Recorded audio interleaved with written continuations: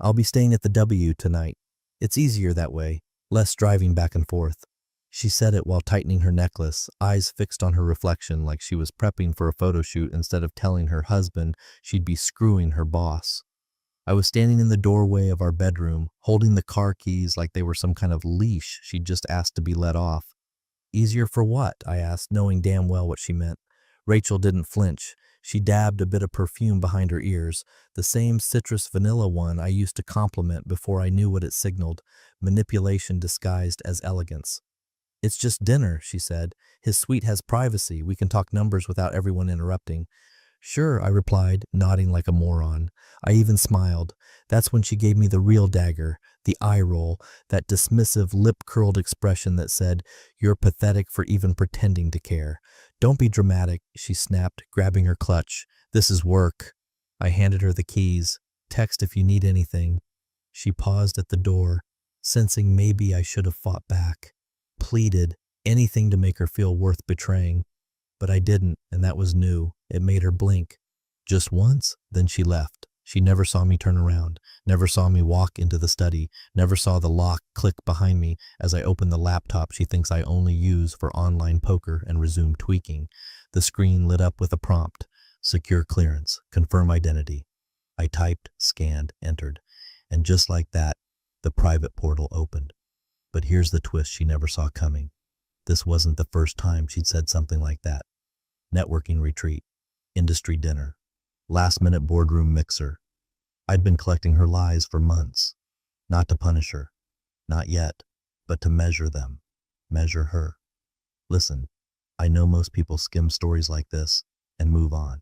But if you're one of the 90% who hasn't hit subscribe yet, do it. Not just for me, for the team behind this. It keeps us digging, revealing, surviving, and trust me, this only gets messier. I reviewed the flagged acquisition proposal again. Hers, well, her company's. A sloppy mess filed with inflated earnings, misclassified labor designations, and a particularly arrogant note in the margin about regulators being a formality. I'd flagged it 6 months ago. Silently, I watched her work for weeks to climb the ladder built on false numbers. Watched her laugh on phone calls I wasn't supposed to overhear.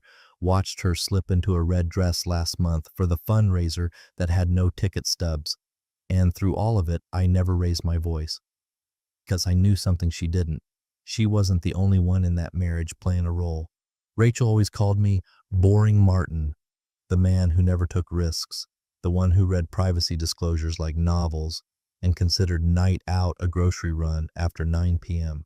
She thought I was wallpaper, beige, forgettable. But the truth? I was just quiet. Quiet in the way a fuse is quiet before the match touches it. That night, while she was climbing into the back seat of her CEO's car, laughing, legs crossed like it was prom, I was pressing send on a secured request that would change the status of her company's M&A file from preliminary review to high conflict. It's funny, really. For someone who likes to brag about how she manages men, she never once asked what I did at work, never once questioned why I knew so much about offshore disclosure statutes or why I owned a burner phone registered to a company in Zurich. She thought she was manipulating me into letting her cheat. I was letting her prove she'd do it. So no, I didn't pace that night. Didn't drink, didn't cry. I made a pot of coffee, signed off on 2 more compliance drafts, and queued an internal audit request with a single name redacted. Hers. I knew by sunrise it wouldn't just be me who woke up changed. It would be her CEO, her board, and eventually her, because the moment she decided her ambition was worth more than her integrity, she stopped being my wife and started being an entry in a file I don't ignore. There's a certain kind of silence you learn to master when your entire job is built around watching people pretend they're smarter than the rules. No, I don't wear a suit. No, I don't take client lunches at rooftop steakhouses. And no, I don't get quoted in Forbes. What I do is sit in a bland government building with fluorescent lights, comb through mergers worth billions, and quietly decide which of them are built on bullshit. I'm a lead compliance analyst for a cross-border regulatory authority. You've probably never heard of us. We like it that way. And a few months back, a proposal landed on my desk from a firm whose name I recognized before I even opened the PDF, Rachel's company. It wasn't the first time they'd filed something sketchy. The difference was this one had her name on it. Not just listed, centered. She was strategic liaison for the merger, which is hilarious because a year ago she told me she was just middle management. Turns out she'd been climbing behind my back the same way she was cheating, quietly, recklessly, and with a smugness that assumed no one was watching. The M&A packet came with the usual inflated projections, glossy buzzwords, and a due diligence summary that was clearly written by someone who thought labor exposure meant coffee breaks. And then there was the kicker. The acquiring entity, a foreign-based firm with a history of asset shifting, was flagged twice in the last 5 years. Different shell names, same board of directors. I'd seen their handiwork before. I didn't blow a whistle. I didn't walk into my boss's office and announce a conflict. I didn't even remove myself from the review. I just waited. I created a subfile under our irregular disclosures tag and input a single note, pending deeper analysis upon personnel shift. That's code. Internal. It flags the system to reopen the file if anyone tied to the deal changes roles or gains influence in the acquiring org. It's also a tripwire, one she'd step on the moment she accepted a promotion, especially if it came with a new signature authority. So I sat back, did my job, watched other deals move through the machine while Rachel spent evenings working late, texting under the table at dinner, pretending she was exhausted when she was just emotionally elsewhere. You'd think that would sting more. It did. For a while. But eventually, I stopped feeling humiliated and started feeling something much more dangerous. Strategic. She'd look at me and say, "You don't understand how high stakes these deals are, Martin." Sweetheart, I am the stakes. You know what no one ever does when they're cheating and scheming and elbowing their way to corner offices? They don't read the footnotes. They don't wonder who's watching from the 5th floor, eating his sad turkey sandwich and reading page 9 of their merger clause. They don't check the name on the preliminary compliance review because they assume it's some intern in a cubicle. They don't realize that intern is a 41-year-old man with 3 degrees, a clearance badge, and a memory like a filing cabinet. They don't see me in the room, but I'm always in the room. And the moment Rachel's firm submitted that sketchy proposal with her initials proudly stamped across the strategic disclosure, she handed me the knife. I just had to decide when to twist it. I remember the day she came home bragging about breaking through the boys' club because she'd finally gotten invited to a senior exec's off-site. I smiled, nodded, poured her a glass of wine. Then I opened her firm's org chart and watched her name rise from the 2nd tier to the executive pipeline, which meant by definition her actions now carried fiduciary weight, which meant my tripwire had just been triggered. She thought she was making power moves. I was recording them, time-stamped, backed up, logged. I didn't need to hack her phone. I didn't need to follow her to the hotel. I didn't need to confront her with screenshots or perfume-stained receipts. I already had everything I needed. And the real irony, when the file hits full review, the company's board won't know it was me who kicked it.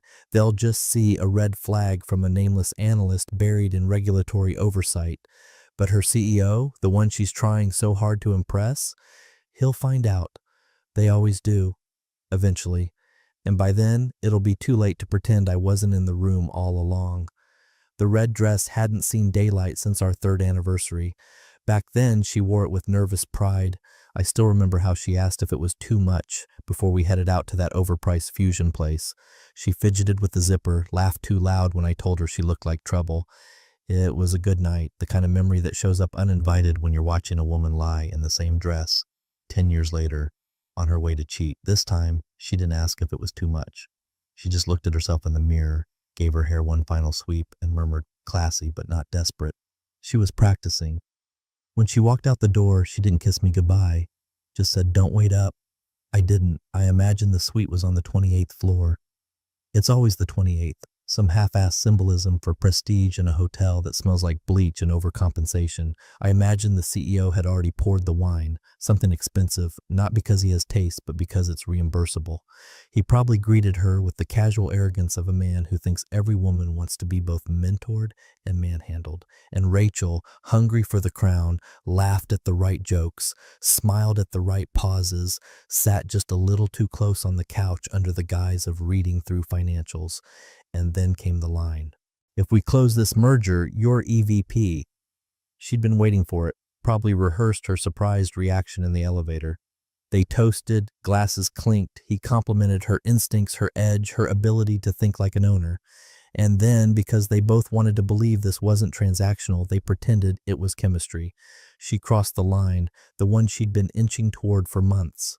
And back home, I didn't scream, didn't drink, didn't punch a wall like some cable TV version of a betrayed husband. I made one call. It was short, unremarkable. A quiet ping to a colleague in an adjacent review unit. I asked about the foreign entity backing her merger, confirmed what I already suspected: dormant accounts, dummy directors, one flagged whistleblower file from Singapore. Then I logged into the protected registry. There's a feature no one outside our office even knows exists, a provisional anonymity clause for compliance officers tied to high-sensitivity cases. We use it to prevent retaliation. I deleted her CEO's name from it. Doesn't sound like much, right? But that one deletion, it means when the audit hits full review, his name can no longer be shielded under executive privilege. Every email he sent, every internal memo, every soft-skulled promise made to a woman in a red dress, all of it becomes fair game for regulatory subpoenas. I didn't do it to ruin him. I did it to let the truth find its own way out. Rachel thinks this night is her ascension, her coronation, the moment she stops being just another smart woman in a mid-tier title and finally becomes something permanent. But what she doesn't see, what none of them see, is that she's celebrating on a balcony I've already started removing the bolts from. The wine will taste sweet. The praise will feel earned. The intimacy will seem like a seal on a future she thinks she's finally grabbed with both hands. But tomorrow morning, that future's going to crack like cheap veneer under the weight of the paperwork she never read. She thinks she just earned a throne. She has no idea I've been quietly sawing off the legs. And the best part, she gave me everything I needed. Voluntarily, smiling. She forgot the first rule of ambition. The higher you climb without checking who built the ladder, the harder you fall when it snaps. She came in, humming, shoes in hand, hair still slightly curled, lipstick barely smudged in that way women only get when they've been kissing someone who wears cologne you don't own. She didn't tiptoe, didn't even look guilty. She walked straight to the kitchen island like she'd been out running errands instead of rearranging our marriage vows on a king-size bed that wasn't ours. "Smells like that Brazilian roast," she said, leaning against the counter, stretching in a way that begged for me to ask how her night went. I didn't ask, just poured her a cup. Her eyes scanned me, testing, measuring, like she wasn't sure what version of me she was coming home to. Angry Martin, devastated Martin, the hell did you do, Martin? She got none of them. "Sleep well?" I asked, handing her the mug. Rachel blinked just once, then smiled like a cat with feathers in her teeth. "It was productive. Might be some big news coming down the pipeline." Right, big news. I wonder if it came before or after the second bottle of wine. She took a sip, and just as she opened her mouth to say something smug, probably a rehearsed half-confession wrapped in corporate lingo, the front door slammed open. Hard. And there he was. Elliot Weston. 48, surgically tanned, half-unbuttoned shirt beneath a $2,000 blazer. And now, for the first time since Rachel started orbiting him, he looked terrified. His tie was crooked, his pupils dilated, one hand still clutched a vibrating phone he didn't have the sense to silence. "What the hell did you do?" he barked, pointing at Rachel like she'd just detonated a landmine with her heels. "Do you know what's happening? The regulators froze the merger. The entire thing is under review. My inbox is burning, Rachel." She blinked, confused, turning to me like I might translate. I didn't. Instead, I walked to the printer, retrieved the document I'd queued 20 minutes ago, and handed it to Elliot without saying a word. He stared down at the paper. The header bore the insignia he knew too well. Cross-Border Compliance Authority, Audit Response Division just beneath it, in clean bureaucratic type. Flagged, regulatory halt issued, preliminary review officer, Martin M. Grant. His mouth opened, closed, then opened again. Rachel's eyes darted from the paper to me, realization beginning to claw its way up her spine. "You?" Elliot croaked. "You're the reviewer?" I nodded once. filed it under Conflict Escalation Protocol 6.3. Your foreign investors' filings are non-compliant. Undisclosed personal relationships tied to executive decisions usually are. His face turned the color of sour milk. You can't be serious. I was very serious 2 weeks ago. You just didn't bother reading the name on the cover page. Rachel looked like the floor was shifting. Wait, Martin, what is this? This, I said, sipping my coffee, is what happens when people assume the man making coffee in the morning is powerless. Elliot dropped the paper like it was hot. Do you know what you've done? Our investors are panicking. The partners overseas pulled back in the last hour. They're saying they're under investigation now. The whole deal's disintegrating. I shrugged. Mergers involving shell entities with money laundering flags tend to unravel quickly when someone pays attention. Rachel stepped forward, her voice shaking now, but still trying to maintain some illusion of control. You didn't even talk to me about this. You blindsided me. I cut her off with a look. Cold. Final. No. You blindsided yourself.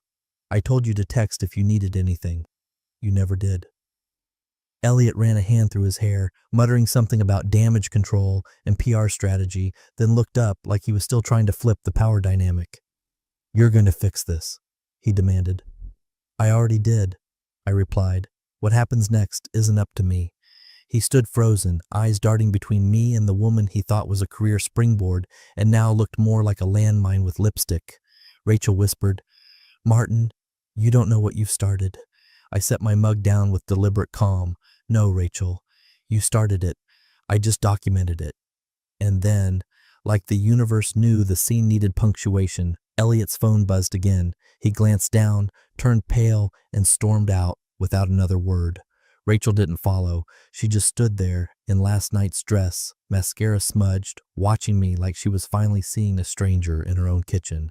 Only I wasn't the stranger. I was the same man she'd underestimated for a decade. The difference now, she finally noticed. Elliot didn't make it 10 feet past my driveway before his phone started melting in his hand.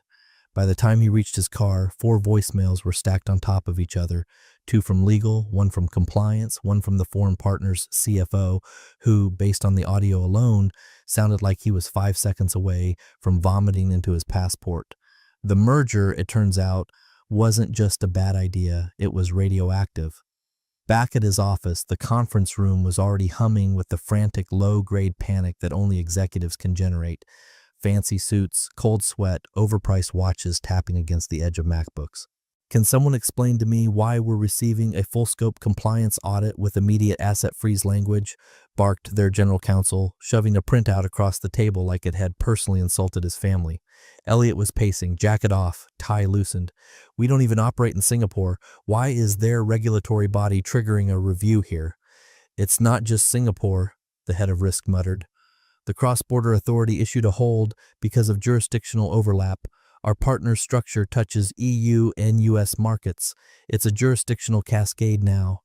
What the hell is a jurisdictional cascade? It means we're exposed everywhere, Elliot. PR slid a tablet across the table. On it, a financial blog headline. Emergent tech merger on ice, regulatory red flags, and undisclosed relationships surface. The word undisclosed hung in the air like a bad smell. Who the hell leaked this? Elliot snapped. No one, said the associate from compliance. The audit response documents are public. Once the freeze is active, the press has access to the initial report. Jesus Christ. Silence fell, a kind that only happens when money starts bleeding through the floor. Then a voice from the back, Elliot's assistant Darren. Hesitant, voice low. I checked the audit logs. There's one external reviewer listed on the preliminary rejection file. Elliot turned slowly. Who? Darren looked like he wished he'd stayed home. He swallowed. Martin M. Grant. Elliot stared at him blank. That's Rachel's husband. No one said anything. Legal slowly closed his laptop. PR looked down at her phone, pretending to type. Elliot started, then stopped. This is a joke, right? No, sir, Darren whispered. He's listed on 3 supplemental review memos as well. Looks like he escalated the partner entity's compliance rating last year, too. Elliot's knees buckled into a chair. Her husband is the guy who just tanked our merger. Well, PR muttered. Technically, you tanked the merger, he just made it visible. The call with the foreign partner started tense and somehow got worse. Their rep made it clear they had already lost 2 primary investors. They were initiating emergency restructuring, and most importantly, they were cutting ties. We can't be associated with undisclosed conflicts of interest, the partner said coldly. You'll find our statement filed by noon. Stock tickers began sliding before the call even ended, down 7%, then 11%, then 17%. News outlets grabbed the blood scent. Embattled merger faces collapse. Insiders knew but said nothing. Who is Martin M. Grant? Someone had already pulled a LinkedIn headshot of me.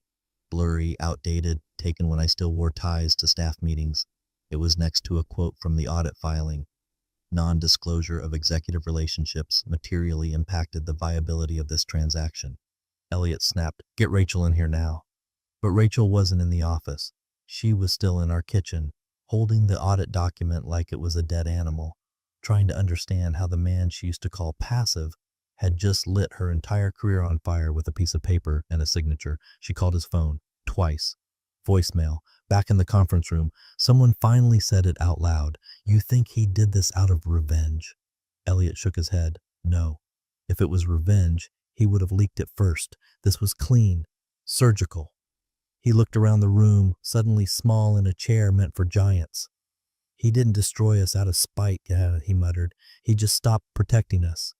They tried calling favors, tried spinning press releases, tried sending friendly emails to the authority asking if the review could be expedited under standard corporate courtesy. The responses were clinical. Pursuant to Regulatory Protocol 14C, the review will proceed at full depth. No exceptions granted for conflict-triggered escalations. Please direct all inquiries through official counsel. Rachel's world was unraveling, and she hadn't even made it to the office yet. And Elliot? He finally understood that the man he thought was some coffee-fetching, apron-wearing afterthought in Rachel's life was actually the one holding the floor plans to the building they'd been trying to decorate, and he'd just pulled the foundation out from under them. Rachel still tried to dress like nothing happened. Monday morning, she pulled on her favorite navy power suit, ran a flat iron through her hair, and did her makeup with the precision of a woman who still thought she could command a room by sheer force of contour. She sat at the kitchen table, sipping coffee like she was headed to a quarterly update, not walking into a crater. I didn't say anything, just watched her avoid my eyes while scrolling through emails she didn't want to read. She left without saying goodbye. By 10:40 a.m., she was back, not with tears, not with rage, just confusion, like someone who'd opened the wrong door in their own house and walked into a stranger's life. "They canceled my one-on-one," she said, standing in the hallway like a guest. "Didn't even reschedule, just said they'd circle back post-review." I nodded. Makes sense. Her phone buzzed. She grabbed it like a lifeline, then frowned. We had a team sync. They moved it to a private invite. I'm not on it. No eye contact. Just silence. Then the messages started drying up. Texts from coworkers used to come in, nonstop. Memes. Office gossip. Threads about the latest PR crisis they all laughed at over lunch. Now nothing. The Slack channel she created, C-Suite Rising, went dark, then archived. She tried to laugh it off. Probably just shifting strategy. Things are chaotic right now. Sure. And fish probably just sleep with their eyes open because they're processing. At the gym, it got worse. 2 women she used to spot during lunges.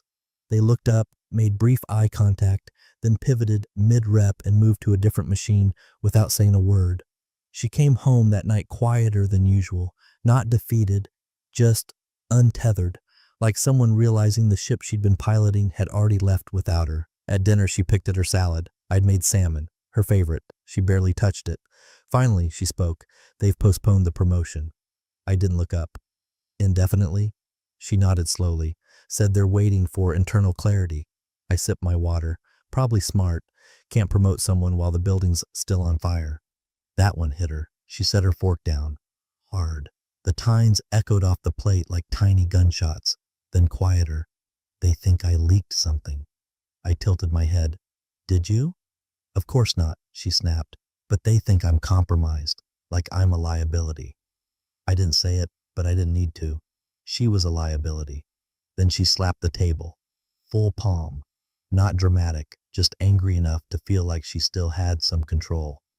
"You sabotaged me," she hissed. I looked at her. Finally. No, you sabotaged yourself. I just didn't get in the way. She stared at me, breathing hard, like she was waiting for an apology that was never going to arrive. I reached for the bread basket and passed it toward her. I told you to text if you needed anything. Her hand twitched like she wanted to throw it, or maybe just crawl inside it and hide. Instead, she got up, walked to the sink, stood there for a long time, back turned, watching nothing, because the truth was finally catching up. All the dinners she hosted, all the boardroom wine toasts, all the girl boss hashtags and networking brunches, they were all built on the unspoken assumption that she was safe, valuable, protected. And now she was radioactive. You can't see social collapse when it starts. It doesn't come with fanfare. It arrives with quiet absences, a canceled invite here, a delayed call there, a message seen but not answered. She checked her phone again that night. Still no text. She tried calling Lacey, her closest colleague, straight to voicemail. Then the worst sound of all, silence. No buzz, no ping, no let's catch up. Rachel was starting to realize something she'd never had to consider before. It's not the fall that hurts. It's realizing you're falling alone. The boardroom was colder than usual. Not physically. It still smelled like fake leather chairs and lemon-scented AC, but cold in the way a tomb is cold, when everyone inside knows something's about to be buried. The emergency session was called with 2 hours' notice. That alone was enough to signal the panic. But it wasn't until Rachel walked in and saw the head of internal audit already seated, flipping through a red folder with a pair of reading glasses he never usually wore, that the color drained from her face.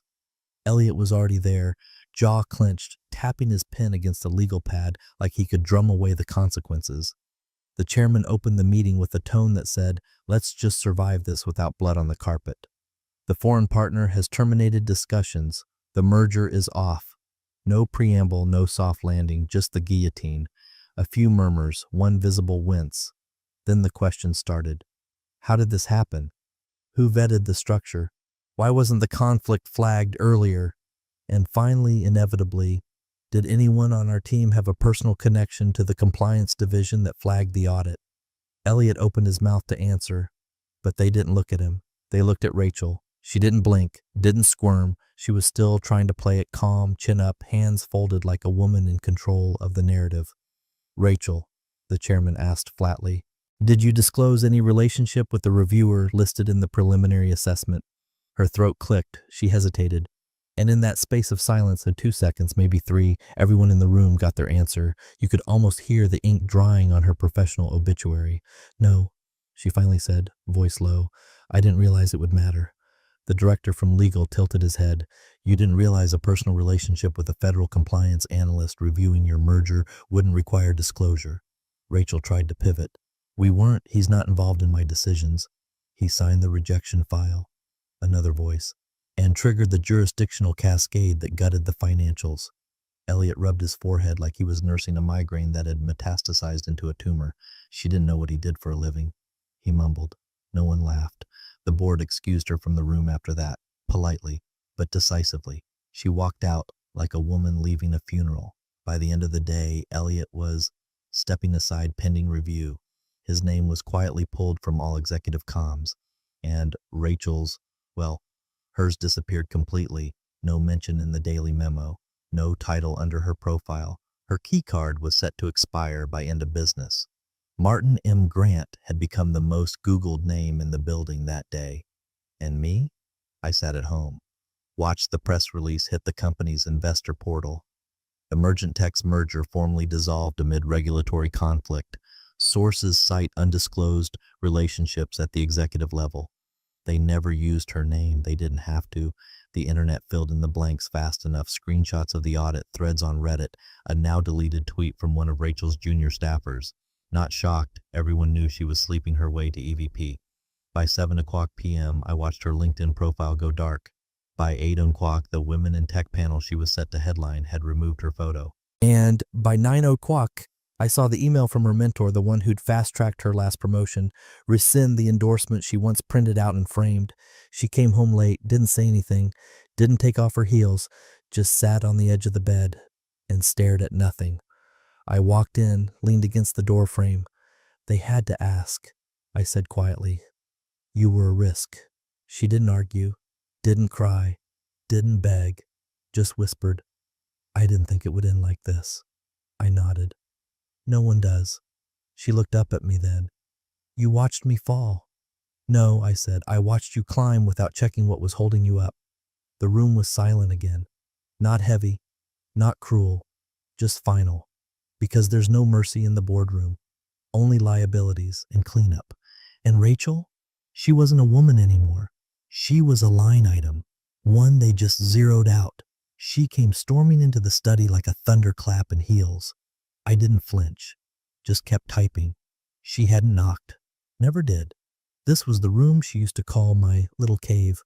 The place where Martin does his boring stuff. Now? She looked at it like it had teeth.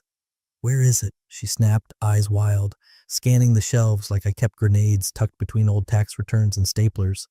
I didn't ask what it was. I knew. You buried something, she said, pointing at me. In the filings. There's no way that audit escalated on its own. I leaned back, calm. You're right. It didn't.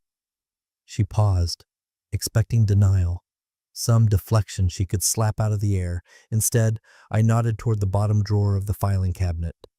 Third folder down, burgundy tab. She yanked it open, fingers trembling more from adrenaline than fear. She thumbed through file after file, leases, W-2s, some faded wedding receipts, until she hit it. The folder was thick, labeled in her handwriting. Charitable Structuring, Q3 Planning. That's what I told her it was. And technically, I didn't lie. Inside were 3 documents. The first was a joint disclosure form for the Wexbridge Education Trust, a quiet little fund I'd set up in both our names. She skimmed past it like it didn't matter. The second, a form confirming that all future financial interests tied to either party were to be disclosed upon appointment to executive status within any entity operating across transnational boundaries. She squinted. This is tax crap. Keep reading, I said. She flipped to the last page. There it was, in clean black ink. Disclosure terms shall be enforced under Regulatory Compliance Statutes 42B and 14C in accordance with cross-border audit standards. Trigger clause initiated upon promotion to executive leadership in any entity named in trust documentation. Below it, 2 signatures. One was mine, the other was hers. She stared, eyes narrowing. You said this was for tax purposes. It was, I said. Also estate planning and compliance positioning. You'd just gotten promoted into the strategic division. I figured we should get ahead of things. Her lips parted like she wanted to scream, but what came out was quieter, more dangerous.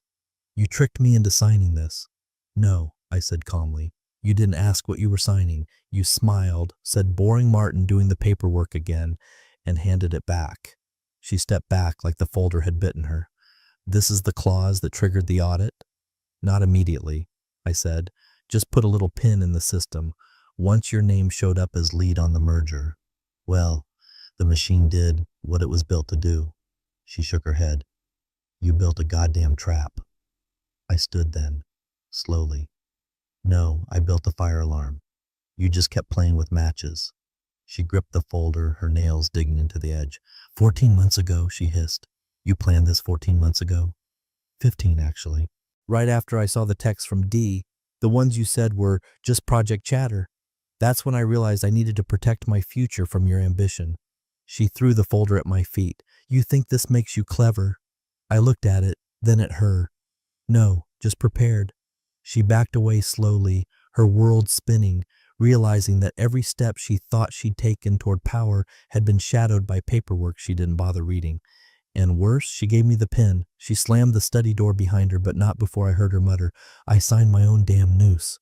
And she had, with her own pen, on a Wednesday, between Pilates and a dinner where she laughed too loud at her CEO's jokes. Rachel never saw the strings, because she never imagined I'd be the one holding them. The email arrived at 6:12 a.m. Sharp, desperate, pretending to be casual. Subject, request for informal dialogue. E. Weston. No body text, just a calendar invite. A 30-minute meeting at a neutral location. A cafe 2 blocks from the federal building. A note in the scheduling details read, off record, just a conversation between professionals. I stared at it for a moment, then clicked decline. 10 minutes later, another email came through. This one from his assistant, Darren, still trying to prove he had value in a sinking operation. Mr. Weston respectfully requests a moment to clarify misunderstandings. Strictly non-adversarial. Right, the kind of language people use when they've stepped on a landmine and want to convince it not to explode. I replied with a single sentence. All correspondence must proceed through official compliance channels per ongoing jurisdictional review protocol. Legal speak for, you had your shot. The boardroom isn't the place you get second chances just because you're suddenly humble. Rachel called 20 minutes after that, blocked number. Of course. I answered anyway. Curious, she didn't start with hello, just straight into it, breathless. Please, just undo it. Tell them it was a mistake. Say you overstepped. They'll listen to you. You're not vindictive, Martin. I know you're not. Her voice was high, stretched like someone trying to hold a broken dam with bare hands. I leaned against the kitchen counter, coffee in hand, watching the sun creep across the tile floor. Calm, detached. I didn't do anything, Rachel. She made a sound, half laugh, half sob. You've ruined everything. No, I said. I just stopped shielding you from the consequences. You walked into this with your eyes closed and your mouth full of promises you had no business making. You're destroying me, she snapped, her voice cracking. And there it was. The honesty, the desperation, the end. I didn't yell, I didn't sigh, I didn't flinch. I just said, you destroyed yourself when you thought I wouldn't matter. Silence. Heavy. I could hear her breath hitching on the other end, could picture her curled on the edge of a couch somewhere, fingers clenched, mascara smudged, not from seduction this time, but from regret. She had built her world like a fortress. Ambition as the walls, seduction as the drawbridge, charm as the guards. But she forgot something crucial. The man she thought was wallpaper? He was the architect of the compliance framework holding the whole thing together, and he finally stopped patching her leaks. She didn't hang up, didn't say goodbye, just let the line go quiet until it disconnected. Later that day, her CEO tried again through back channels. Some friend of a friend who used to know a guy in my department. I ignored it. Then came a letter from their interim counsel, a proposed dialogue toward mutual resolution. I sent it straight to our legal archive. Logged, time-stamped, filed. Rachel didn't call again because she finally got it. This wasn't a tantrum. This wasn't revenge. This was accountability, and it was non-negotiable. The auditorium in Geneva wasn't glamorous, just polished. Polite lighting, white marble, stainless steel everything. A sea of tailored suits and translator headsets filled the room, murmuring in French, Mandarin, and dry legalese. At the front, my name glowed on the welcome slide. Martin M. Grant, Keynote Ethics, Disclosure, and the Collapse of Confidence. I adjusted the mic, no nerves, just clarity. Let's talk about secrets, I began. The crowd quieted instantly. Not the kind that hide in offshore accounts or disappear in redline clauses. I mean the kind that sit across from you at dinner. The kind that know what you had for breakfast, the name of your dog, and which drawer you hide the receipts in. There were a few chuckles. The legal community, it turns out, loves a slow kill. The first slide appeared behind me. Hidden conflicts. When boardroom intimacy meets audit trails. Laughter this time. Real. Sharp. I continued. A few months ago, a firm attempted a cross-border acquisition while failing to disclose a relationship between a principal executive and a regulatory analyst. The result? Immediate suspension of negotiations. Investor retreat. Public fallout. Why? Not because the relationship existed, but because it was hidden. No names, no companies, just case studies. But each one landed like a cold slap. Every slide walked through a part of what she'd done. Strategic positioning without proper disclosure, unauthorized influence on audit-facing documents, failure to flag personal conflicts during internal compliance briefings. To the audience, it was a masterclass in ethical failings. To Rachel, watching from a 14-inch screen in her rental apartment, it was a mirror. She sat curled on a sofa she hadn't picked out, hair tied back, food untouched. The live stream froze once, buffering on Martin's face mid-sentence. Even her Wi-Fi had started treating her like she didn't belong. Slide after slide, example after example, and not once did he say her name. That was the part that gutted her. He didn't need to. Because in every anecdote, every breach outlined with surgical precision, she recognized herself. The room full of international regulators. They laughed, took notes, snapped photos of the slides. One woman in the third row whispered to her colleague, "This guy's a scalpel, absolutely clinical." And Rachel? She picked up her phone, typed, hesitated, then sent it anyway. "Why didn't you warn me?" A moment passed, then the response came. "This number is no longer in service." Not blocked, not ignored, erased. She didn't cry, she didn't scream, she just stopped moving. Because there's a special kind of silence that comes when you realize you're not even the villain in someone's story. You're the lesson. On stage, I ended the presentation with a final line. Disclosures don't just protect companies. They reveal who believes the rules apply to them and who believes they never will. Applause, no standing ovation, just that professional kind of respect given to someone who burned a bridge so thoroughly no one even remembers where the river was. Rachel closed the laptop. She sat in the dark, alone, not punished, not destroyed, just erased. The merger never happened. The promotion never landed. The crown she thought she'd won turned out to be paper. And Martin, he walked off the stage into another meeting, another audit, another room full of people who didn't underestimate him. Because now they all knew exactly who he was. And she, for the first time, understood what it meant to be irrelevant,